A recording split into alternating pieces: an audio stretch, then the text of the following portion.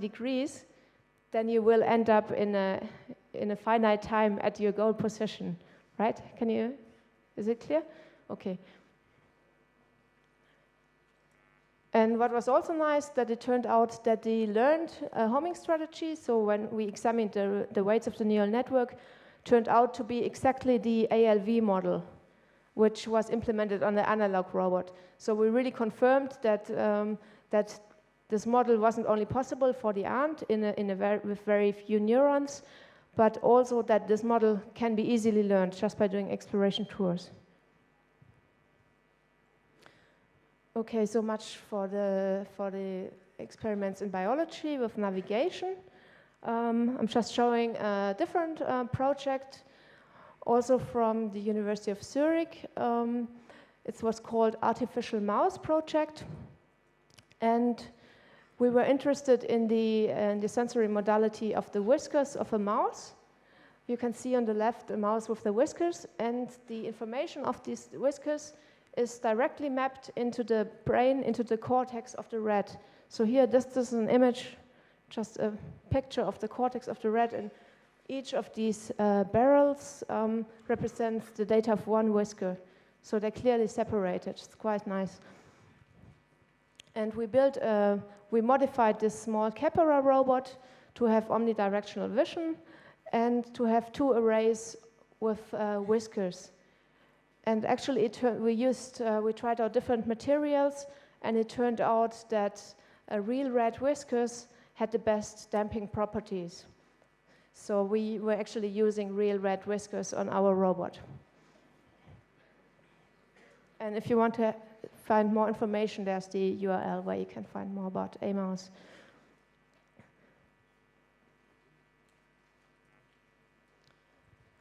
Okay, so these 2 examples we just saw were more inspired from biology, or were more giving feedback to biology.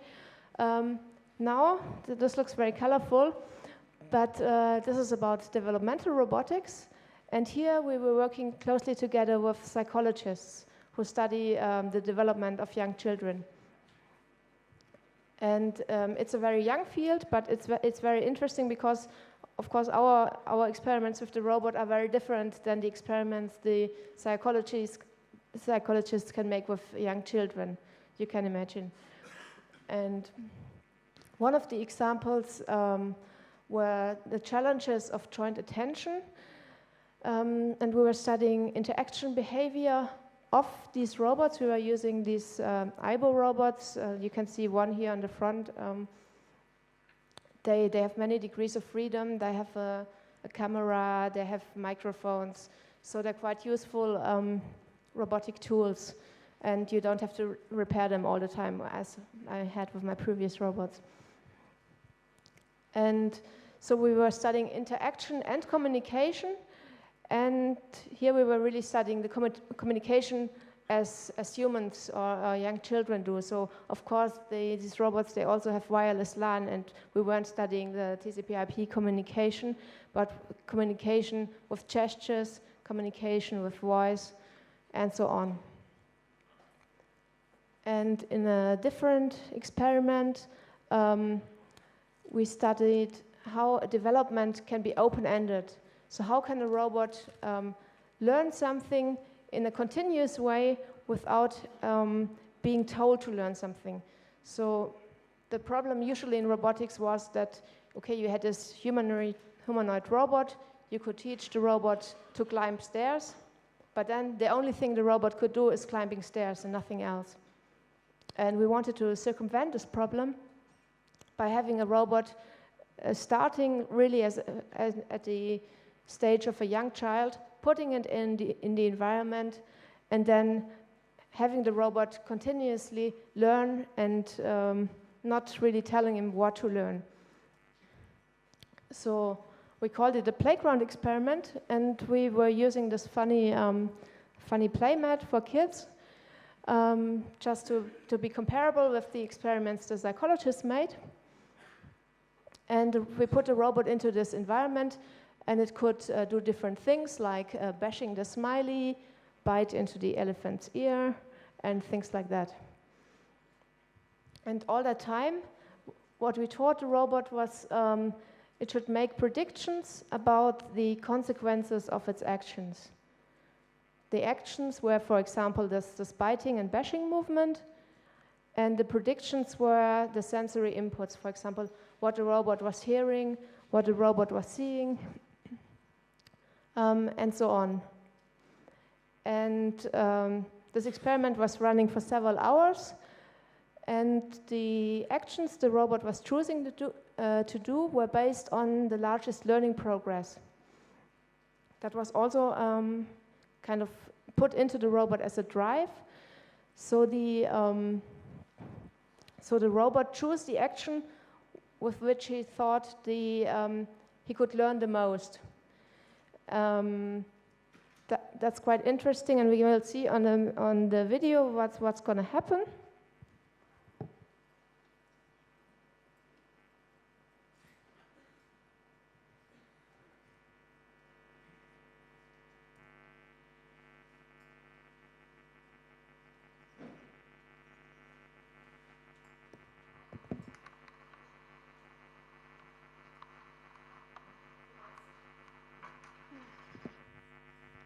That's a video of one experiment. The robot is trying to do different things here. For example, bashing its arm, and the actions they were not fixed. So he could bash with a variable angle, with a variable strength, and so on. So it was really a big parameter space, and was always learning to predict the consequences of its actions. And what we could observe is that the robot, for example, after an hour, the robot was just looking around and not doing the bashing and the biting, because he noticed that looking is very easy, and looking, his progress level went very steeply high when doing just the looking. And then after a while, the robot switched to a different behavior, because then he completely learned to predict what's going to happen if he just looks around. And the progress curve became flat again, was quite high, but became flat again. And then the robot switched to a more complicated behavior, and so on and so on. And it wasn't really, so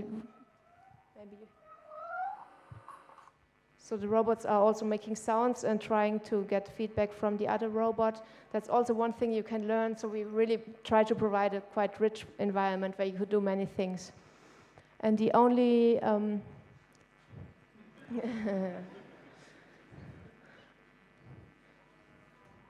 the only restriction here was that we kind of paralyzed the hind legs, because we didn't want the robot to fall off our area, because then we would have problems. But that was one of the only restrictions we made.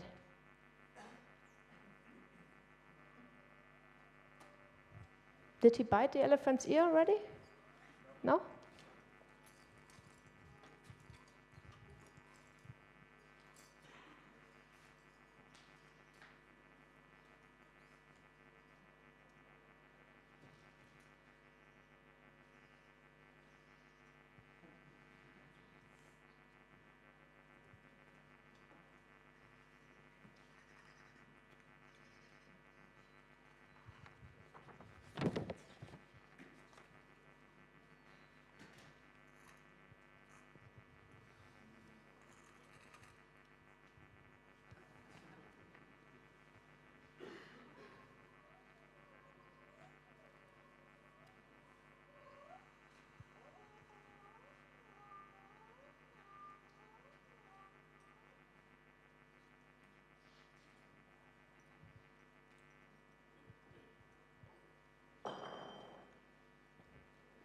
Okay, there's also more information about this project on this URL.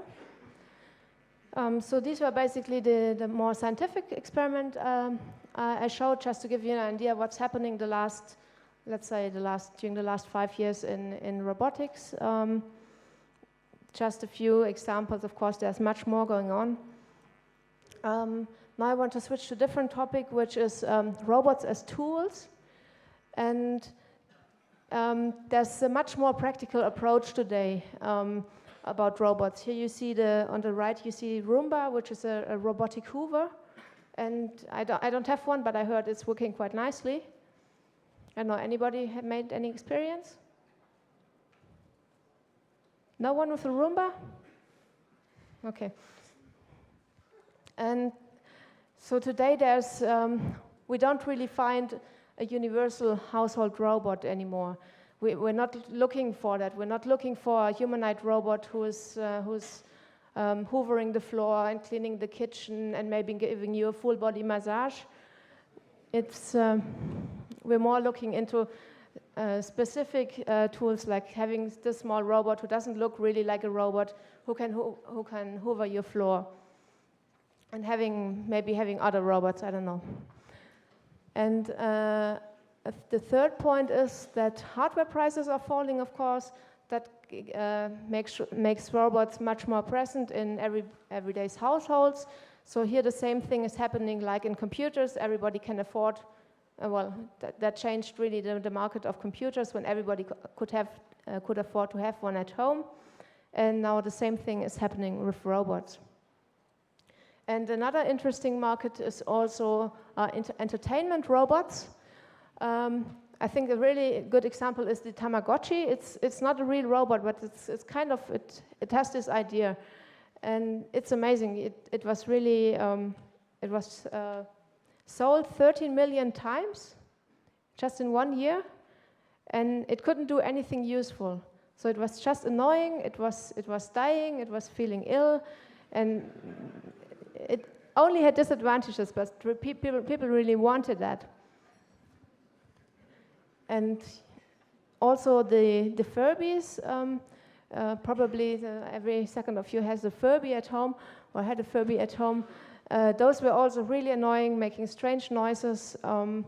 They were actually repeating things that people were saying. So I heard that I think at the CIA headquarters, they didn't allow any Furbies anymore, because if people took them back, they were just repeating the discussions there, and that wasn't so nice.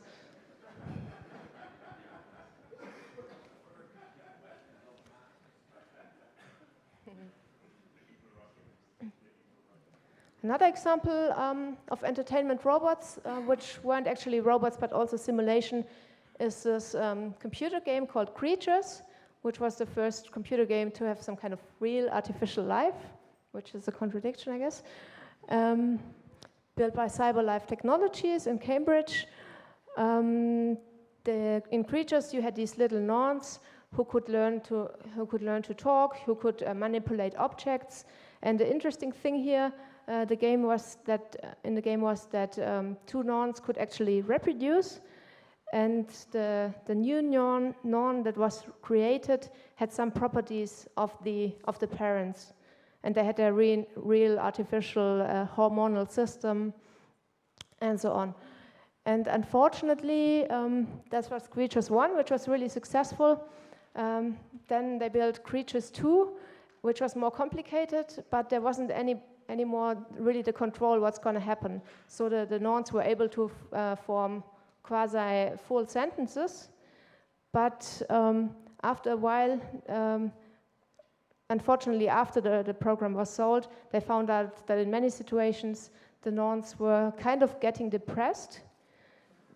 In this artificial world, you have objects, you have fruits, you have dangerous objects like poisonous fruits, and the Norns, they started to throw themselves into the water and eat poisonous fruits. 2 years later, CyberLife Technologies went bankrupt.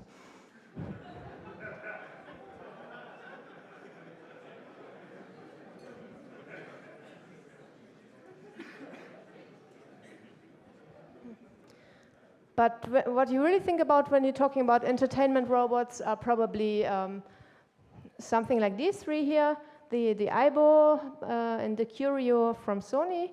That Curio was the first robot who was able to run.